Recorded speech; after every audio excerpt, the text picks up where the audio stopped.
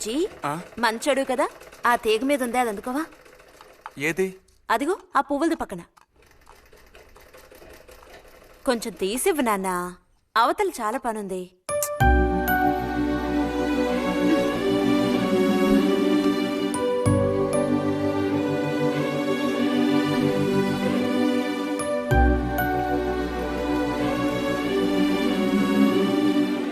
వెళుతూ రావడం లేదు, అర్థపు బుజ్జి. కావాల్సినంత వెళ్తురుంది, ఆయన కూడా కనపడకపోతే కళ్ళజోడు తొడుక్కుంటే బెటరు. నేను కళ్ళద్దాలు తొడుక్కుంటే ఎలా ఉంటాను? ఎలా ఉంటావో చెప్పనా? స్కూల్లో టీచర్ ఏముంటుంది, అచ్చం అలా ఉంటావు. అలాగా అండి? అవునండి. బుజ్జి నన్ను పని చేసుకునివ్వా.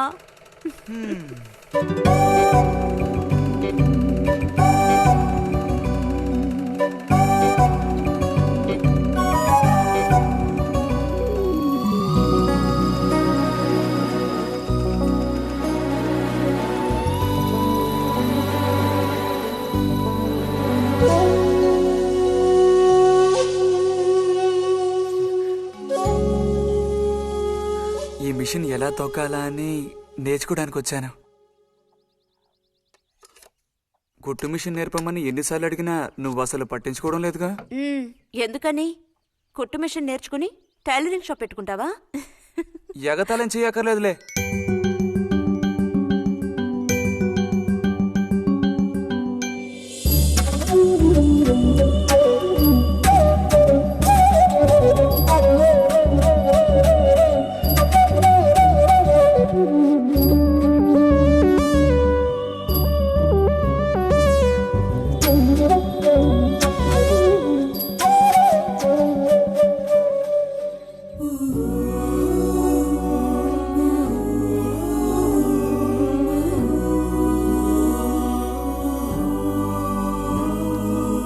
బుజ్జి కలగంటున్నావా?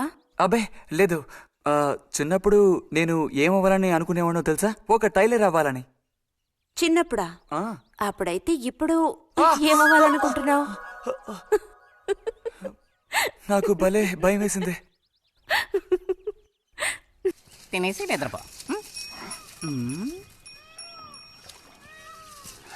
బాలుడు దీర్ఘాలోచన ఉన్నాడు. ఏం లేదు. లేదు అంటేనే ఏదో ఉందని అర్థం. అబ్బో కనిపెట్టాడు పెద్ద, నీకెలా తెలుసు? అయితే నన్ను చెప్పమంటావా? ఏంటి? నీ మనసులో ఉన్నదేమిటో నేను చెప్పనా? చెప్పు చూద్దాం. అంబా శాంభవి భైరవి పలుకో. నాలుక మీద నాట్యమాడే సత్యాన్ని చెబుతాను. ఒక అమ్మాయి గురించే గాని ఆలోచన చెప్పు. నిజమే కదూ? నిజమైతే నిజమని చెప్పాలి, లేకపోతే దోషం అంటుకుంటుంది. ఎవరా పిల్ల? ఉందిలే.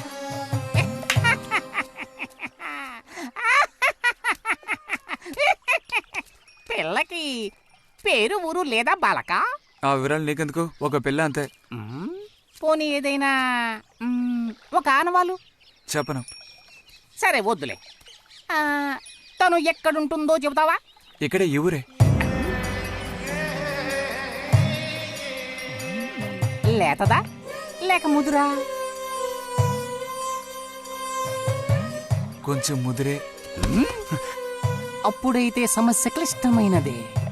లొంగట్లేదు కదూ?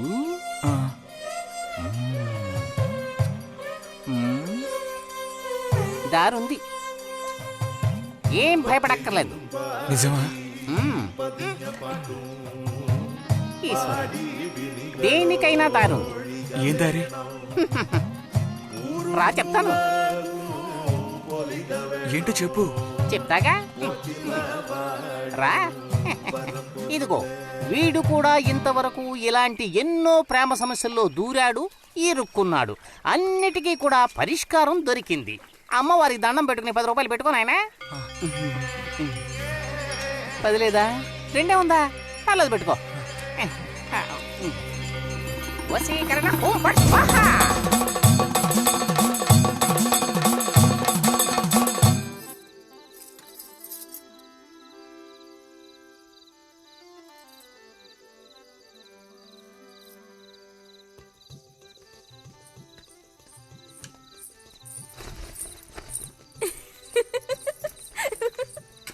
మన గోవిందుని చూసారా అత్తయ్య?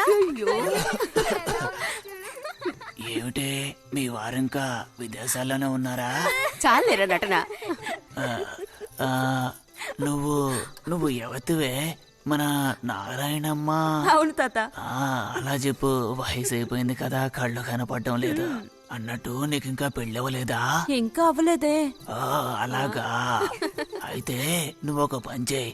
ఖాళీ సమయాల్లో మా ఇంటికి వచ్చావంటే ఓ చక్కటి కుర్రాన్ని నేను వెతికి పెడతాను. ఏమంటావు మరి? ఈ యాక్టింగ్ కాస్త స్టేజ్ మీద చూపించు. అక్కడికి వెళ్ళి అందరిని చూసి కళ్ళు తిరిగి పడిపోకుండా ఉండు. ఎవరు కళ్ళు తిరిగి పడతారో అది చూద్దాంలే. రతి రా, మనం వెళ్ళి అక్కడ కూర్చుందాం. పదమ్మా. బుజ్జి, ఫ్లాస్క్ తేవడం మర్చిపోకు. అలాగే. పద.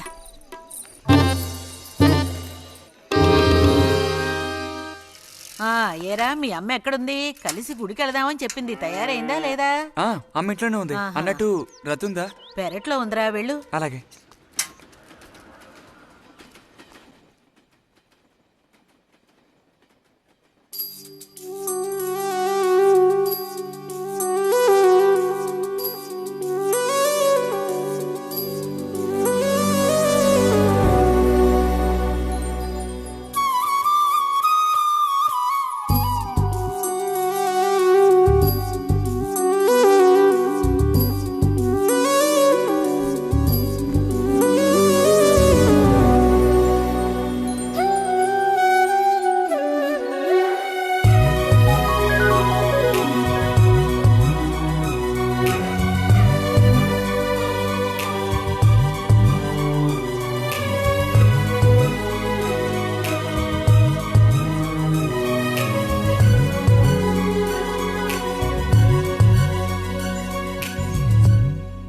రతి, వీక్లీ పుస్తకాలు తీసుకొచ్చాను. అక్కడ పెట్టేళ్ళు. మరి నేను బయలుదేరినా? సరే.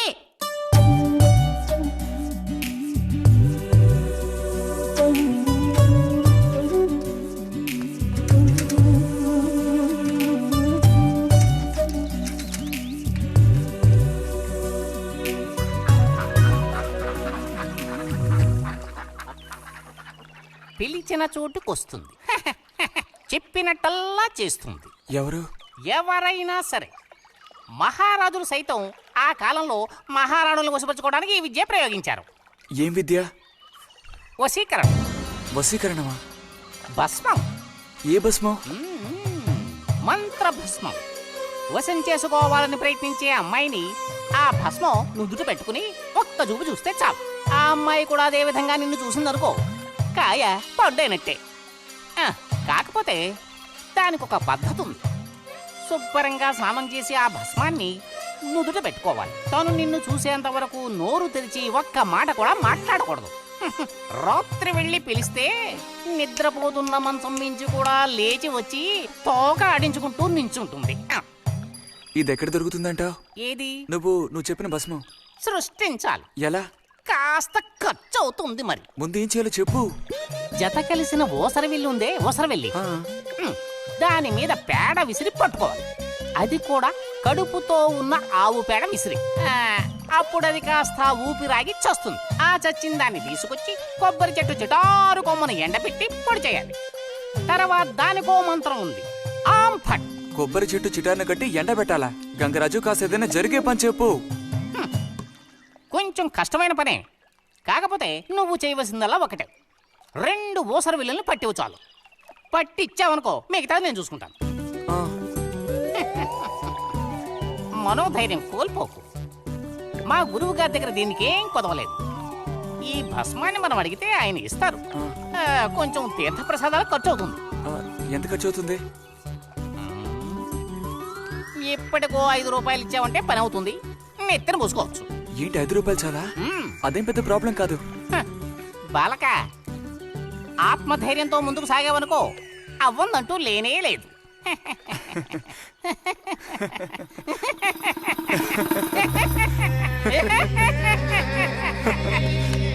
ఓం పట్ స్వాహా.